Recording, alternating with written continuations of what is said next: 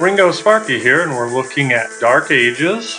This is one of my favorite games. I've been playing since about 2000. I've come and gone several times from it, taken my breaks, come back. I haven't really been, a huge grinder on it, but definitely made it through a majority of the game. Got to my level 99, mastered, got up to 95 ability, so I've got a little room to grow. Started off as a rogue, now I'm an archer, so I'm geared up just a little bit. Not saying I'm the greatest or anything. I'm very, very far away from it. But I've been playing the game for a while and working on a lot of interesting little things and seeing the game grow up.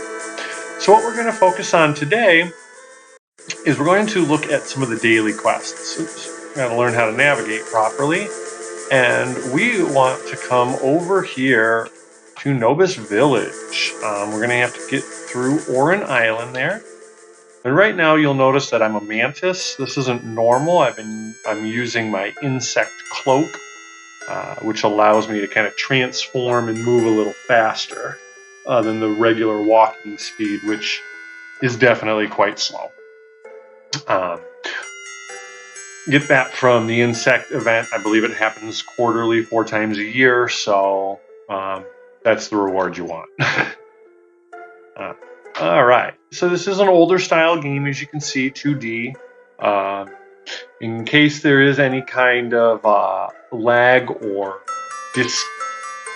disruption between your computer and the server, just press F5 on your keyboard. That helps.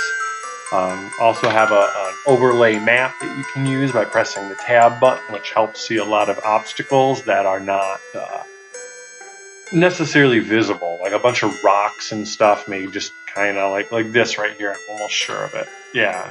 I mean, it looks like a rock, but you can't really tell. And there's others that are out there. Watch out. This is hostile ground. These creatures could come after you, and they are not pleasant if you're extremely low level. We're walking through, trying to make sure we don't run into anything. But when we get to the end here, there's going to be a gate, and the only way to get through it is to, as it says, if you click on it or so, is to invite yourself in. So I've used a little sentence here set in on one of our shortcuts to allow that. So we just press 0. And once we say the words, welcome Ageling, it lets us in. We use the warp point, and we're just going to head right over to the village. It's going to be very handy for a few different quests, and later on in the game when you need to master, or even when you just want to hunt, get some of that, higher level experience. All right. One of these 2 shops that we'll find the guy we need. This is it right here. And our daily hunting quest. So let's see, we have to pay very important attention to what it's telling us to do and where, because we won't get this information again. We'll just have to wait till the next day when we get a new, it refreshes, or 24 hours, and then it refreshes.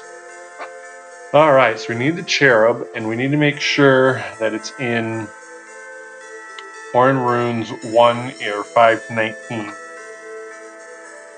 Kill 15 of them one day. Time starts now. So you do have to pay attention to your maps. I would recommend going online. There are a couple websites that are really good with maps. DA Wizard is one of the better ones that has most of the maps. So I always forget to do this, and it's so annoying. The area I'm about to go into is very hostile, and it is all light damage. So we need to switch onto our light. Can't do that while I'm transformed, so now I'm back to slow walk. Always forget to put my light belt on before I transform. And as you'll see, slow time now. Okay. I do have enough health, though, that I'm normally not worried about a single attack. And as long as I know, I'm very aware of how to move around in here. But getting used to it at first might be a little troublesome. I just got to kill a couple guys, anything that comes in my way. You can hide as well. But I do like getting just 1 million experience points for only a few little attacks. We can also just hide. That would make it a lot easier for us. Rogues are really the only ones outside of one specific form of the monks that get the hide ability. However, I can share this hide ability with everybody with my vanishing elixir, anybody that's in my party. So that's very nice. Normally I might be kind of picking off a few of these skeletons as I'm walking through, but what we're trying to get to is through a certain point. And this area that we're in is pretty much a grid of 4 squares. 1, 1, 1, 2, 1, 3, 1, 4 kind of deal. And I'm trying to remember really quickly if there is... There should be a way out here, but yeah, there it is. Okay, I can see on the mini-map there is the door up there. So what we need to do is get around to that door. And again, this is pretty easy. Refresh, because I did jump a little bit, move. And we just have to kind of follow this little labyrinth maze around, working our way through. Again, it's not complicated, but it may take a few tries to get used to it. Use the mini-map. Again, as the rogue, I get a much larger view of the mini-map, which is very helpful. Rogues are handy. They fill in a lot of the little gaps that just make life easier. But most people just saw them as an extra party member to split experience with and didn't necessarily go over as well. It's one of those weird things. Sense creature was a huge thing when lower levels, because you could read the elements of the creature and know then you could change your attack type to then be more beneficial towards it. And that helped warriors and monks so that their attacks did more damage because they would manipulate the elements and find the enemy's weakness, basically. But then over time, warriors and monks realized that they could just basically cycle through their stuff anyways and find out which one was doing more damage, and thus, did basically what the rogue was doing in just a few more seconds longer. Which was one of the things that made rogues obsolete. But rogues were very helpful, though, with their traps and all other things. I'm just going to digress. There's so much going on over the years, over the changes, and with the rogue tactics. But right now, what we're focusing on is getting to this area. We're in... I already forgot if it said 1 through 9 or what, or 1 through 5. This might... We'll see. I don't see why it wouldn't work. Oh, fine. Hide again. We're on our hunt for 15. So far, we haven't even seen one. A bunch of these Nashers. This isn't necessarily one of those things where I would start wiping the map so that it spawns new ones. That's not really how I see this. I more see this one because it's such a different creature type that I just go after it.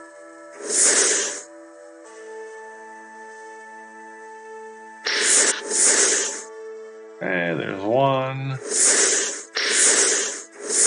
And there's 2. Really easy, at least for my level.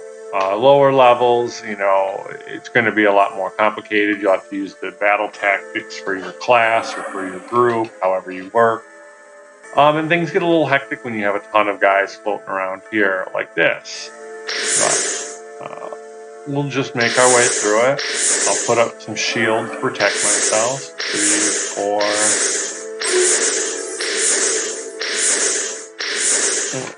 I'm not quite sure.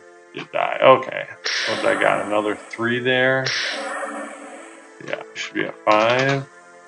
I'm already a third of the way there. And these guys move really slow, so you can kind of just outrun them, even with your slow movement speed. As a rogue, though, I can always blind or sleep them, and that'll also stop them kind of in their tracks and prevent them from coming after me. It can be very, very helpful at times.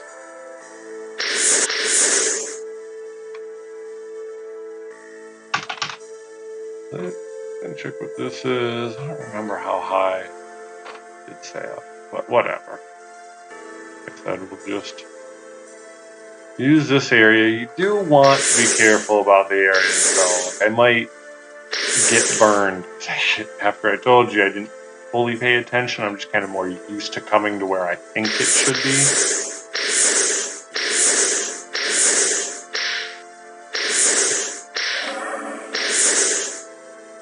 Kill this guy because he's right here. You know what? Oh, boom. Ouch. So what was that? One more. Don't want to let the skeletons see you hide, because I think they can still come after you if they see you go into hiding. You're going to use the hide tactic. Try to get away from them before you actually hide. One of the few creatures that won't necessarily give up on you if they've been hostile towards you and then you hide. And they'll still come after you. Oh, missing a ton on this guy. There we go.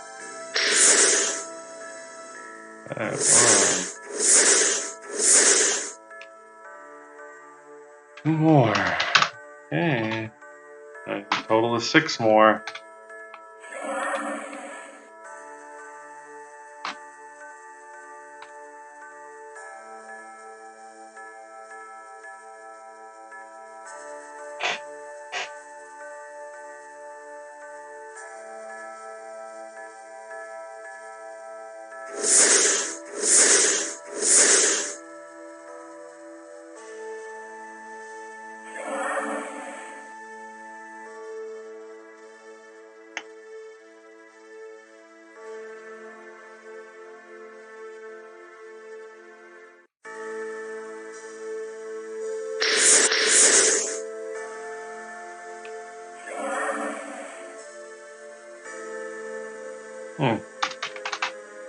Maybe they gave up here, but I still would not normally test the limits. There are a few creatures in the higher levels that,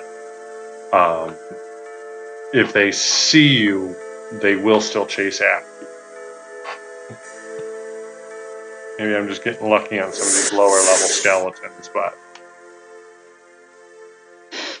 I know I've had them hit me while I've been hidden. And nobody likes that. Especially if you don't have your divine shield up or anything.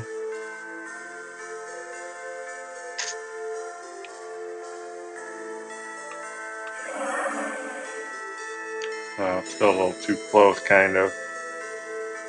Sometimes I like to play with the full screen like this. It helps me kind of see things a little better, but not always. I was in the right spell group.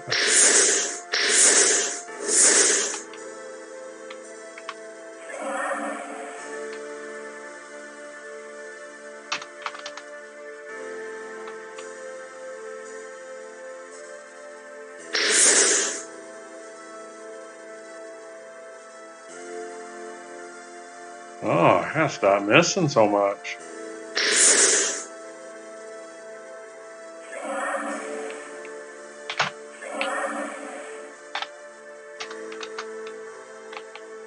Alright, 2 more.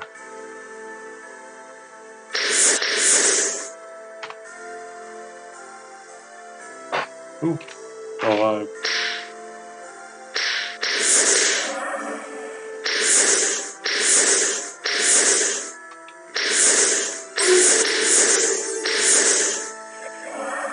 Oh, dicey though, these guys coming in now, but I got it.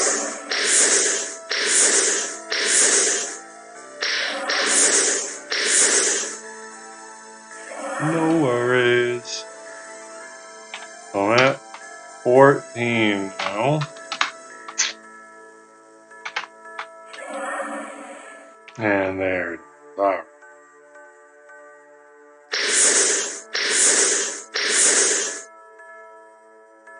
And I'll do one more just to be safe. It can't hurt. Okay. At this point, let's actually see. I'm going to put this back. I go through phases and waves on liking it or not. Later. And not 15 minutes yet. Okay. We'll just go into hide and we'll backtrack out. And go back and get the quest completed. Find our reward.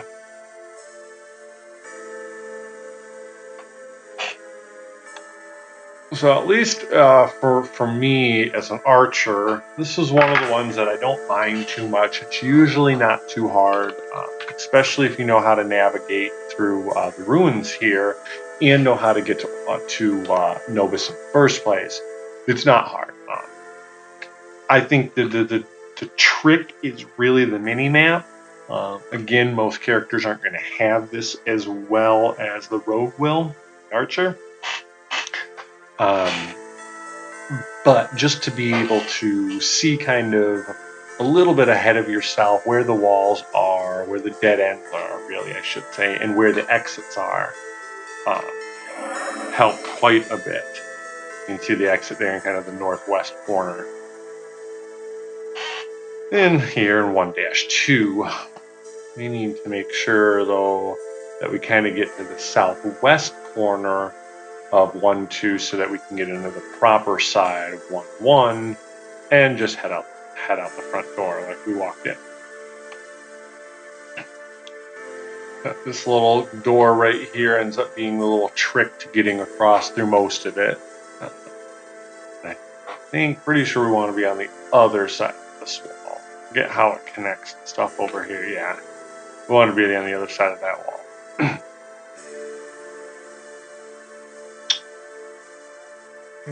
Yep. You do remember, backtrack, otherwise kind of hug the left side of here and you'll be able to see what the dead ends are, where the path to go is.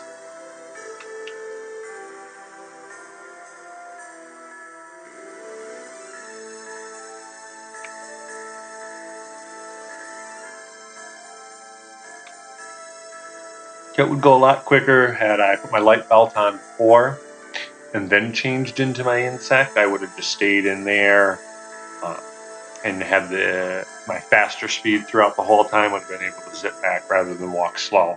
If you do go into hide, though, you'll kind of temporarily transform out of the insect and be back in your normal form and move at normal speed. Kind of in the sense of like, well, you're hiding, so you're sneaking, so you can't fast move.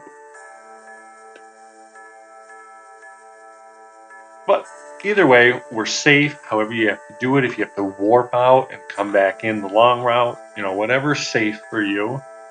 Nobody wants to die. We just come back, he'll ask us, and he'll kind of double check and give us the prize. And we got 150 million. I like. And I believe, yep, just 150 million for this guy. All right. Well, that is one of our daily quests, the Nobis daily quest. Well, thank you very much for watching and have fun playing games.